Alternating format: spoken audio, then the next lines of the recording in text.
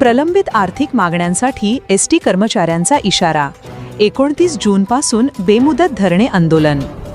राज्य परिवहन महामंडळातील कर्मचाऱ्यांच्या प्रलंबित आर्थिक मागण्यांबाबत सरकारकडून अद्याप ठोस निर्णय न झाल्याने संयुक्त कृती समितीने आंदोलनाचा इशारा दिला आहे. 13 ऑक्टोबर 2025 रोजी झालेल्या बैठकीत वेतनवाढीची थकबाकी, महागाई भत्ता, घर भाडे भत्ता, राज्य सरकारी कर्मचाऱ्यांप्रमाणे वेतन लागू करणे, कॅशलेस मेडिक्लेम सुविधा तसेच इतर आर्थिक मागण्यांवर निर्णय घेण्याचे आश्वासन देण्यात आले होते. मात्र निवडणूक आचारसंहितेमुळे पुढील बैठक होऊ शकली नसल्याचे समितीचे म्हणणे आहे. मागण्यांची तातडीने पूर्तता करावी, अन्यथा आंदोलन तीव्र करण्याचा इशारा देण्यात आला आहे. आंदोलनाच्या पहिल्या टप्प्यात 15 जून रोजी घंटानाद व महाआरती, 22 जून रोजी राज्यभर द्वारसभा आयोजित करण्यात आल्या.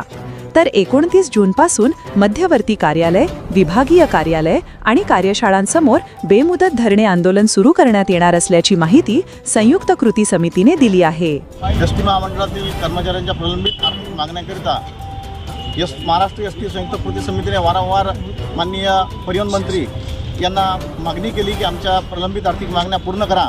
त्यामध्ये 2018 पासूनचा आमचा थकीत महागाई भत्ता, सन 2016 पासूनचा 1% वेतनवाढीचा फरक, घरभाडे वाढीचा फरक आणि राज्य शासकीय कर्मचाऱ्याप्रमाणे आमचे वेतन असावे अशा प्रमुख मागण्या संयुक्त कृती समितीने केलेल्या आहेत.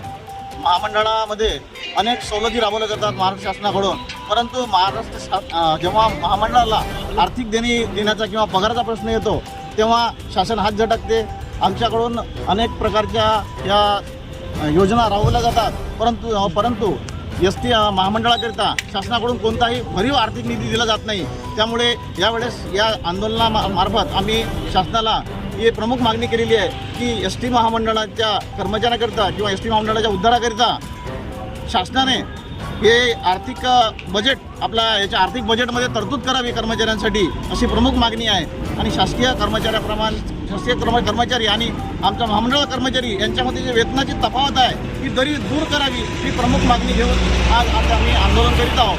आज माननीय परिवहन मंत्री यांनी 1 वाजता बैठक बोलावली आहे संयुक्त कृती समितीसोबत.